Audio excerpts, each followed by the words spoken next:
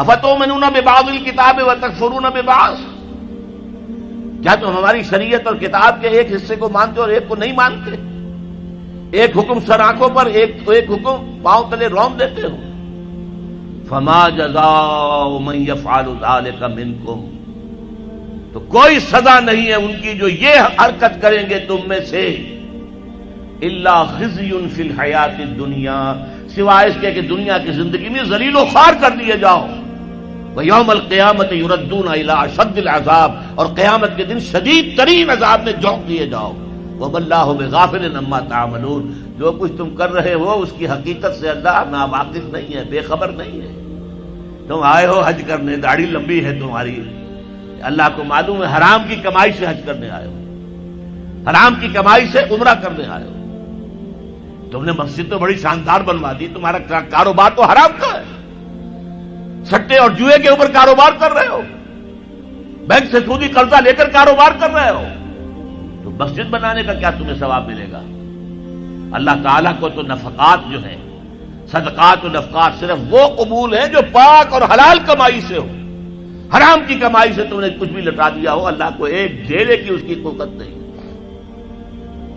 اب اس میں دو سزائیں بیان کی، فما جزاء من یفعل ذلک منکم الا خزی فی الحیات الدنیا، تم میں سے جو کوئی بھی یہ حرکت کرے گا کہ دین کے ایک حصے پر عمل ایک پر نہیں، اس کی سزا اس کے سوا کچھ نہیں ہے کہ دنیا کی زندگی میں ذلیل و خوار کر دیے جائے۔ یہ تو نقد ہے جو دنیا میں ملتا ہے، اور آخرت میں جو سزا ملے گی وہ یوم القیامت یردون الی اشد العذاب، اور قیامت کے دن شدید ترین عذاب میں جھونک دیے جاؤ گے۔ اب آپ دیکھیے، پہلا عذاب تو ہماری نگاہوں کے سامنے ہے، ہمارے ماتھے پر لکھا ہوا ہے۔ آج ہم بعض لوگوں کے نزدیک 150 کروڑ انسان ہیں مسلمان، ہر چوتھا انسان مسلمان ہے، کم سے کم 125 کروڑ تو ہے ہی ہے، گویا کہ ہر پانچواں انسان مسلمان ہے۔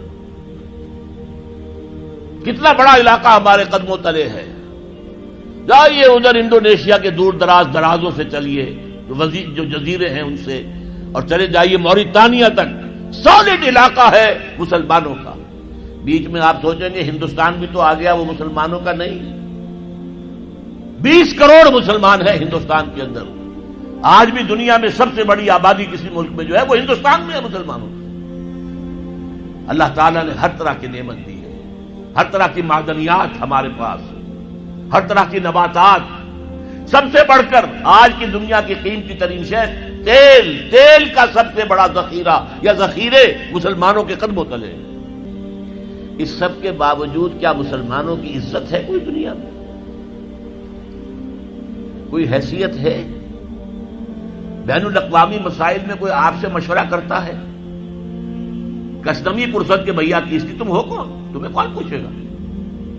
ہم تو G7 بیٹھیں گے، G8 آ جائیں گے، G13 آ جائیں گے، G15 ہوں گے، اور کوئی مسلمان ملک نہ G7 میں، نہ G15 میں، نہ 3 میں، نہ 13 میں، کہیں نہیں۔ اور اب جو توسیع کرنے جا رہے ہیں، سیکورٹی کونسل کے اندر نئی سیٹ کس کو ملے گی؟ سعودی عرب نے حال ہی میں کہا یہ مسلمانوں کا حصہ ہے۔ کیسے حصہ ہے مسلمانوں کا؟ تمہاری عزت، تمہارا دھیلے کی عزت ہے دنیا میں کہیں؟ تم تو اپنے معاملات نہیں سنبھال سکتے، تم نے دنیا کا معاملہ کیا درست کرنا ہے؟ تم تو ہمارے ہاتھ بکے ہوئے ہو، تمہاری حیثیت کیا ہے؟ تم ہو کون؟ تو یہ عزت کیوں آ گئی؟ کیوں نہ رہی ہماری؟ یہ ذلت کیوں آ گئی؟ فرمایا خزی فی الحیات الدنیا، دنیا کی زندگی میں رسوائی، بے عزتی۔ ایک تو سزا یہ ہے جو آج ہم پر ہے۔ آج دیکھیے دنیا میں جہاں خون بہتا ہے مسلمان کا،